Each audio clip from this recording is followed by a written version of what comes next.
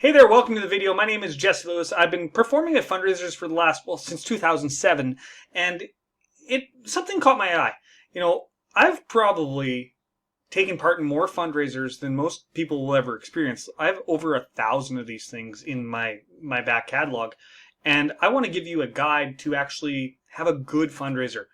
There's not a lot of good resources out there, but what this is going to be really good for is good local community fundraisers. And my goal is to help you plan your event and raise as much money as we possibly can. So let's actually talk about, well, the problems that you face. There's a couple common challenges that face fundraisers. And the number one is actually event structure. Long programs, inadequate promotion, that type of thing. Without clear fundraising moments, without calls to action as a marketing topic, well, during your fundraiser, you're not going to engage your guests as much as you could, and they're not going to give as much support as they could. So the first question I have for you is, how can you fix your event structure? We're going to get into it soon, though. There are a few goals that a fundraiser has. The first one, of course, is to raise money. Your aim is to generate as much funds as possible for a specific cause.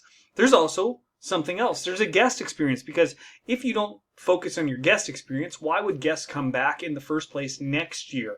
So it's important to create that memorable experience that really engages guests and encourages their participation. And of course, there's also building long-term relationships that foster that support, that commitment from your guests to come back again and again and again and support more than just the cause, more than just the event itself. So when we're looking at a typical fundraiser timeline, you're looking at guest arrival and social time, dinner and refreshment served, a short presentation about the cause, and then entertainment and audience engagement. And you can see that that's really what you're looking for throughout your fundraiser. And that is probably the best way to actually format a fundraiser. And the important thing is there's something for everybody in each of those things. It's not just one big boring content block or the same chicken dinner that they had last year. You have to get people to actually have a memorable moment at your fundraisers. On top of that, when you look at other things that can happen at a fundraiser, and these are the best ones that I actually recommend these things because they generate a lot of revenue. The first one is an auction or a silent auction, and all that really happens is you get sponsorships from people and you sell those things during the event. And I've seen it from things like little church ladies baking pies, which I love, and they're selling for $1,200, which is crazy, or things from the corporate people around you, from different businesses around you that donate to these silent auctions. There's also raffles. Once again, getting items for those, you just simply ask businesses in the local area to support your cause and to give you raffle items. A lot of businesses actually have a specific budget set away specifically for this. There's also the 50-50, which you may need to get a lottery license to actually do, but all 50-50 is people give you money, and then 50% goes to the fundraiser and 50% goes back to the winner. And you have like a deck of cards that you rip in half or something. It goes into a big pot, you pull a card out, and that's the person who wins, the person who has the other half of the card. Now, of course, there's things like live opportunities to actually engage. Another good one is something like, for the person who wants to go to dinner first, they do a heads or tails, where they flip the coin, and whoever gets heads and they're touching their heads, they sit on down. If it's tails, they're touching their butt and they sit on down. And the person who wins that wins dinner, but everybody who actually wants to participate has to buy dinner first or to donate to the actual cause. The other thing is actually asking for just direct donations. Sometimes at fundraisers, I've seen it where people don't ask for a direct donation, and sometimes people don't want all the rigmarole, the 50-50s and the auctions or the raffles, or it could be against their actual personal morals or their personal beliefs to take part in a 50-50 because it's gambling, or to take part in a raffle because it's gambling. So instead, you offer them an actual chance to just donate. Let's continue on. There are so many things that you can do for success of your actual program. For instance, speeches. You know those award speeches that last like 25 minutes? You want to avoid that at all costs. And you also want to avoid talking about the cause too much. Nobody wants to see the 15-minute slide presentation for what you've raised funds for and what you've done. You can keep it short and you can keep it quick and still get that message across without boring anybody. You don't want people sitting on their hands just kind of wanting to get on through the night. You want them excited and engaged. That's where mixed content comes in. You want to also have things that are to do with your fundraisers that are entertaining and fun. You want to have a supper portion. You want to have possibly liquor sales if you're like a service group. If you're a school, you want to have a concession stand as part of the mixed content. And one thing that most fundraisers I see is they're not willing to promote early and often. And how are people supposed to give you money if they don't know that you even exist? So you got to market your actual fundraiser the entire time you're doing it. When I work with service clubs and like the Elks and the Kinsmen and the Canets and the Lions and the Legion and all those clubs, daycares, I tell them to start promoting the event a minimum of a month in advance. And you don't promote it once, you promote it every single day. So a different Facebook post goes out for the day. And that goes back into who has been sponsoring the event. You see, a promotional post doesn't have to be, oh, the event is happening. It can say, hey, thank the local business for sponsoring this event. And that's a promotional post that is good back and forth for both parties, your fundraising group and the business and whoever else is taking part in the night. The second thing is you need to keep or the last final thing is tip for success is you need to keep the event moving. Don't get stuck on one thing. You got to keep it moving and moving and moving because people are, it's the TikTok generation, everybody. That's going to date this video, but we're all so used to seeing things in 10 minutes or less. Most of it's 8 seconds. So if you've got this far in the video, thank you. Next up, let's talk about a successful fundraiser example. Well, here's the truth. I've done so many of these that giving you an effective example is actually really, really easy. The last one I did was actually a daycare fundraiser where I did my hypnosis show. They had a dinner, they had a silent auction, they had raffle prizes, and they had liquor sales. And that helped that daycare actually raise over $15,000 in cash. Isn't that amazing? And yes, there's a cost to running a fundraiser, but having that fundraiser raise that much money over the cost of the fundraiser, 15 grand goes a long way. So just be aware that you can raise a lot of money doing this if you format it properly. And that's what these tips are really all about. So the next question I always get asked, well, how do you create those engaging moments, those memorable moments? Well, you design them beforehand. Pretty cool concept, right?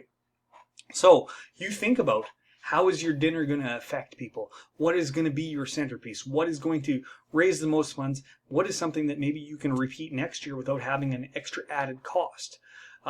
Another one is we have a great fundraiser where I live called Telemiracle. And how do they get that engagement and connection? Well, they have local people doing talent shows basically all across the province for the entire year.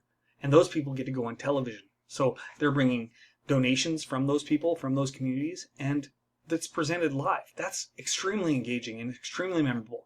Another one for regular old fundraisers in your small town or in your community, maybe big city. Well, are you saying how much money you've raised throughout the night? Are you saying, hey, the 50-50 is now at $1,100? That's right, $1,100 to you, $1,100 to the charity or the fundraiser. Are you finding that deeper connection with your fundraising goals and the people you're actually fundraising for and the people in your audience? It's really cool when you add those memorable moments in. Next up, there's an understanding that you need to balance the different elements. I've been at some fundraisers where, well, they've been boring. And then they had entertainment for like an hour and a half. Which is good, but what has engaged those guests during the boring parts? What is happening during the boring parts? What's happening during the dinner? What's happening during the time when it's just the silent auction? Are you just getting people to mingle in the crowd? Because I'm going to tell you the truth. We live in an anxiety-filled world, and a lot of people are afraid of mingling. A lot of people... Well, here's the truth. A fundraiser that is effective does not feel like a chore, but like a really enjoyable experience. So how do you figure out how to make that dynamic program for your audience? How do you figure out how to make that dynamic program for your attendees? And make sure that you raise as much money as you possibly can. Fun activities, memorable moments, entertainment that people actually enjoy, that isn't offensive. There are a few promotion tactics that you should consider when you're planning your fundraiser. First off is social media. Social media is everywhere, and there's no reason, no matter what size of community you're in, not to post every single day leading up to that fundraiser. You're not going to piss people off. The truth is that if you have 10,000 followers on Facebook, Facebook promotes to only 2% of them. So only 200 people would see that post. Crazy, right? Now, that's true for all the groups you're in, only about 2% up to 5% if you're in an active group. So what does that tell you? That tells you that you're going to have to promote on social media a lot. And don't just use one social media platform. I know some of us are old like me, and really it's just the book of faces, the Facebook that we use, but you have to promote on Instagram because there's a younger generation there. You got to promote on the TikTok, which sounds weird, but you have to. And by meshing all of that together, you get a better promotional footprint across the internet. There's also things like community groups. There's also things like buy and sell on Facebook. In Canada, we have Kijiji. Why isn't your event on there? Now, keep in mind that some of these platforms will die over time, but the base truth is this. You need to promote as much as you possibly can. What about community partnerships? For many of the shows I do, they sell tickets in the grocery store of the local town. Yeah, the grocery store or the pharmacy, or I've even had it at the post office, which is pretty cool. So how do you have collaborative partnerships with people in town that can actually sell your event? What about, here's one for you, personalized invitations. Do you have a list of people that came to your fundraiser last year? Because you should be inviting them back, because if they've bought once from you already, make that personalized invitation and send it out by mail or deliver it to them personally, and you have a way higher chance of selling tickets. So that's a great way to have a promotional strategy, and you can actually ask them to bring people, and that gets more people in the door. Now, the more people you have in the door, the more you're going to sell.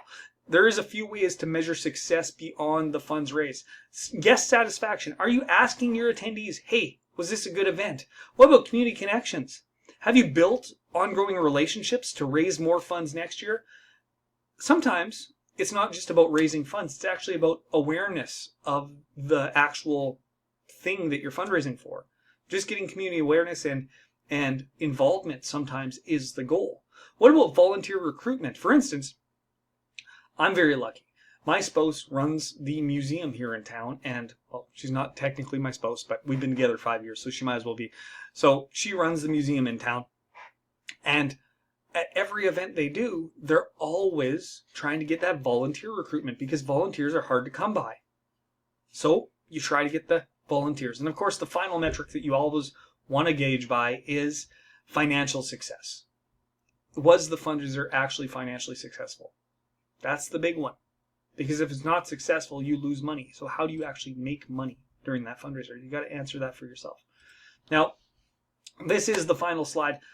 I want to thank you for watching the video so far. If you have any questions, feel free to hop over to my website, hypnotistjesslewis.com, and I'll be glad to help you out. Or look in this video playlist, and there's more information on how to have a great fundraiser, plan a 50-50, plan a raffle, plan an auction, all those things. Thanks so much, and I'll see you next time.